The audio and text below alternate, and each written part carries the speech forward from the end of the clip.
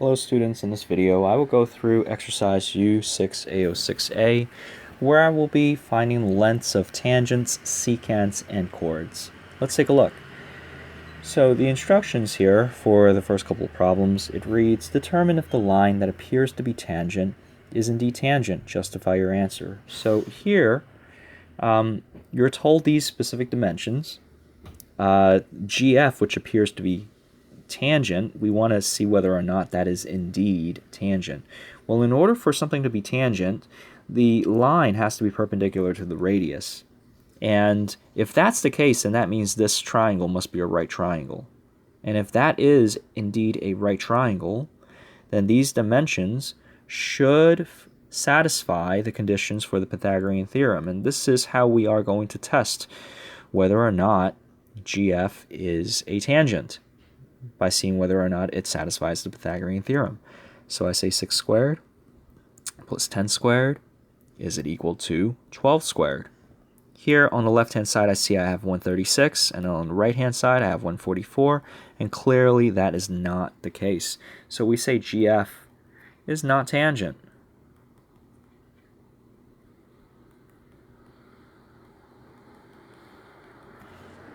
Alright, so same logic. We're going to go through 36, 15, and 24. So some of these are going to get a little annoying. When I say a little annoying, I mean like the numbers are going to get a little large. So this is equal to, is it equal to 24 squared? So let's take our graphing calculator. 24 squared. Hold on, let me see. Let me take a look at it again. Actually, they are a little misleading here, this diagram. So FE is actually not 24. If FE were to be 24, then this whole diagram doesn't make any sense. What they're saying is the segment that's outside of the circle, right, from F to the edge of the circle, that length there is 24 and plus 15. So therefore FE, okay, is actually not 24. FE should be 39. And by looking at it like this, okay, you should be able to see that this is a 5, 12, 13 triangle. So this, you'll see. So this is, so we say 36 squared. Whoops. 36 squared plus 15 squared. And we're going to see whether or not this actually equals to 39 squared. And actually it does, okay? So we say that FG is tangent. And what I was saying before, okay, that this, you should be able to recognize that this is a 5, 12, 13 triangle. Well, that's because this triangle, 15, 36, and 39, is proportional to 5, 12, 13. This is a Pythagorean triplet. Okay. So now I have 24, 7, and 25. So again, we say 24 squared plus 7 squared, is it equal to 25 squared? So we go over here, 24 squared plus 7 squared, 625, 25 squared is indeed 625. So yes, we say xy is tangent. Okay, number 14. Alright, so again, they're being a little misleading here. This length here is 6, so that means xz is 10. And you should be able to tell that this is 3, 4, and 5, right? 6, 8, and 10. So yes, this xy is tangent.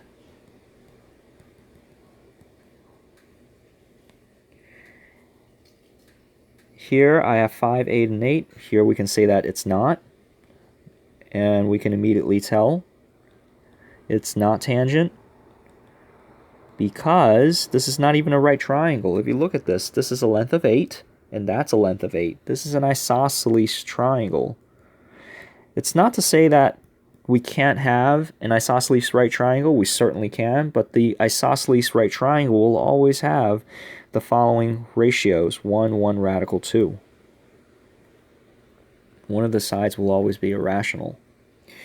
All right, so here we have the square root of 80, 4, and 8. So we have 4 squared plus 8 squared. Is it equal to 80? Because square root of 80 squared is 80.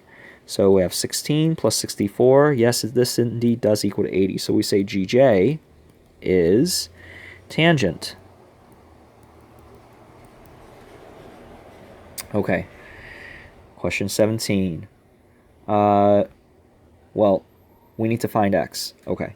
So, and it says assume that segments that appear to be tangent are tangent. Okay. So x squared will equal to the square root of 24 squared plus 10 squared. So I'm just going to enter that into the calculator. So square root 24 squared plus 10 squared. That is equal to 26.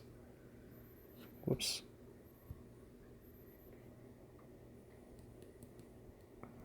And actually, I should have been a little smarter because this is actually a 5, 12, 13 triangle. See if you can spot that.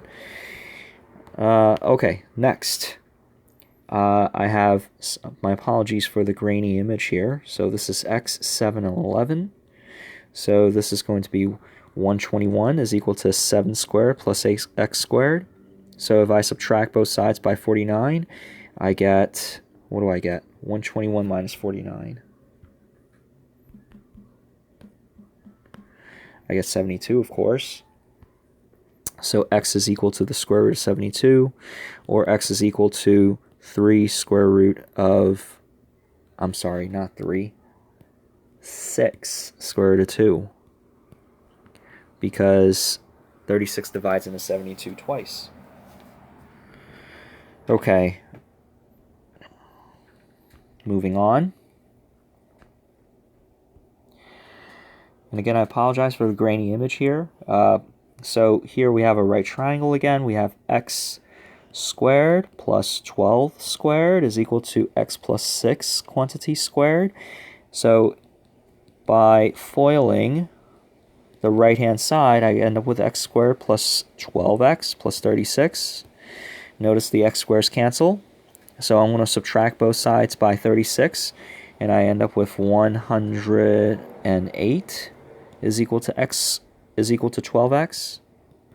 Divide by 12, x is equal to 9. All right.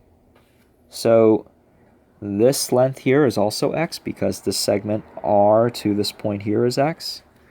So I say x squared plus 20 squared is equal to x plus 12 squared. I FOIL x plus 12, I get x squared plus 24x plus 144 is equal to x squared plus 20 squared. The x squares cancel. And I'm going to do 400 minus 144 is equal to 24x. I end up with 256 is equal to 24x. Divide both sides by 24. 256 divided by 24, what is that? 256 divided by 24 is 32 thirds. Whoops.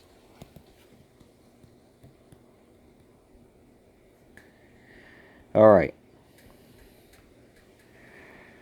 Two tangents meeting outside of a circle, those two segments are going to be congruent. So we say 5x minus 9 is equal to x plus 7. Subtract both sides by x, I get 4x. Add 9 to both sides, I get 16. Divide by 4, I get x is equal to 4. All right, same property. 6x minus 4 is equal to 2x.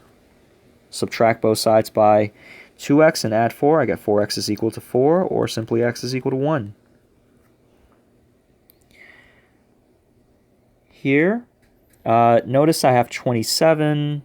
This side here must be 17. Therefore, this side must be 10. This side must be 10. And I pretty much have everything figured out. Oh, and this is 2x inches, right? So therefore, x is equal to 7, of course, because 2 times 7 is equal to 14, because I have 14 right there. All right, so that means the perimeter of this is 2 times 10 plus 2 times 14 plus 2 times 17. That would be 20 plus 28 plus 34. And 48 plus 38, that would be 82, I believe. And I forgot to box my answer.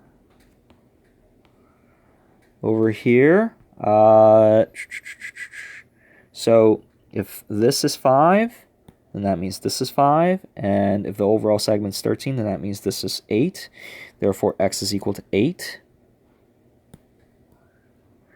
And I have every piece of information I need. Oh, that's 7, and this is 6. So that means I have 2 times 5 plus 2 times 6 plus 2 times 7 and 2 times 8. So that's 10 plus 12, 14, 16. So that would be 36 plus 16 is 52.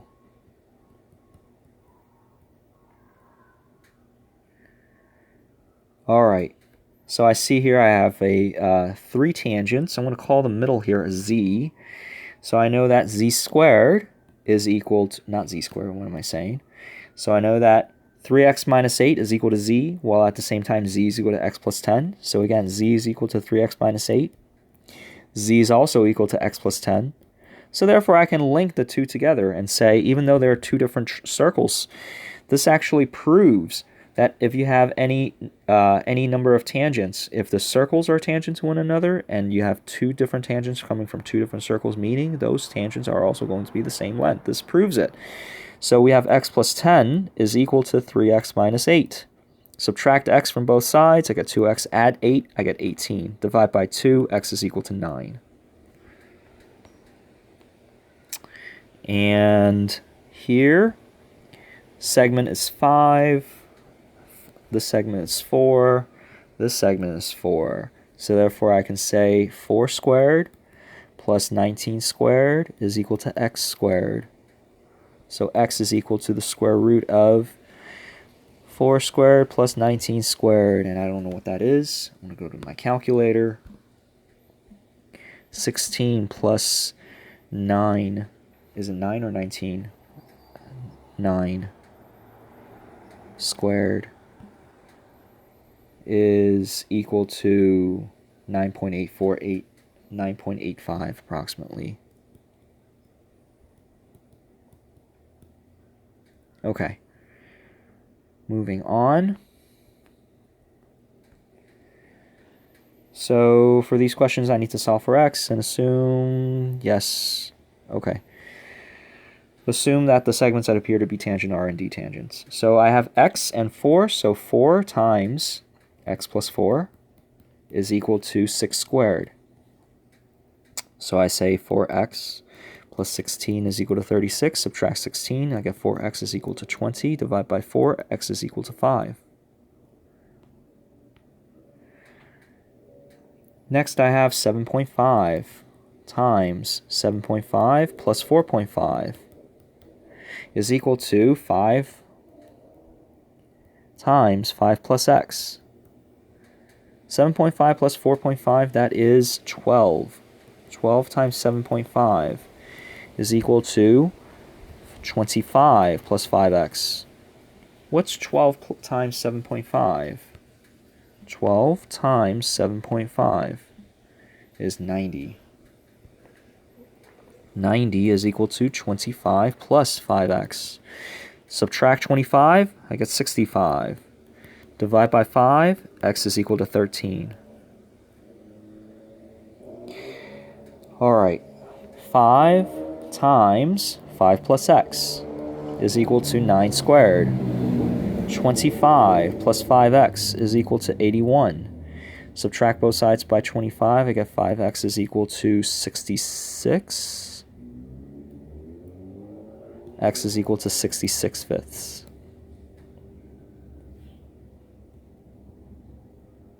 Okay.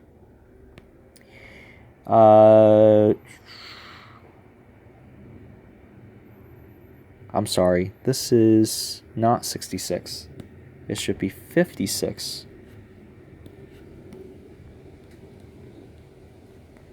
Because 56 plus 25 is 81, of course. Okay, going back to this.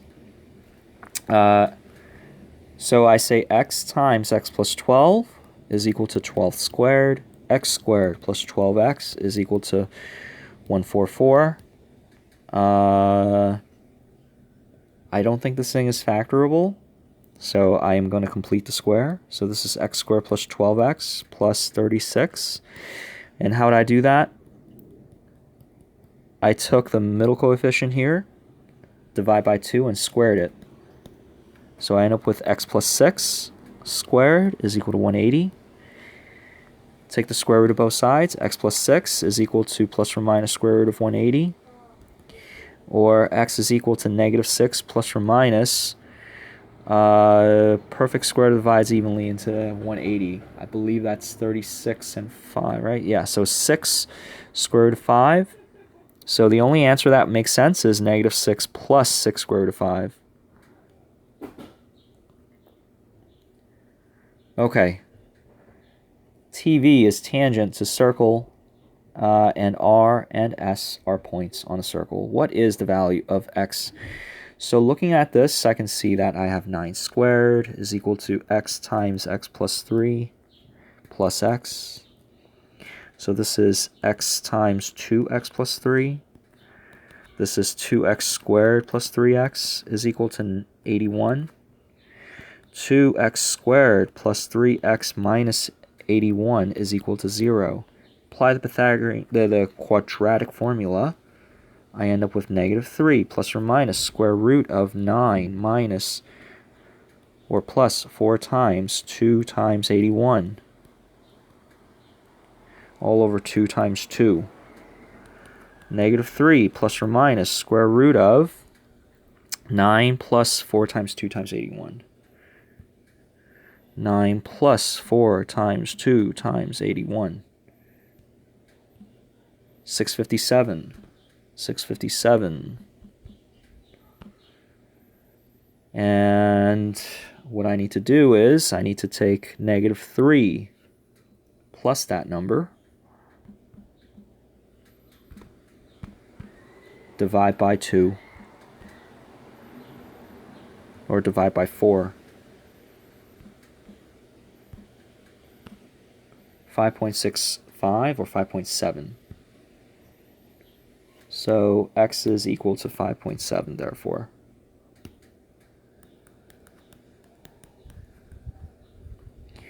And that would be option C. That's it.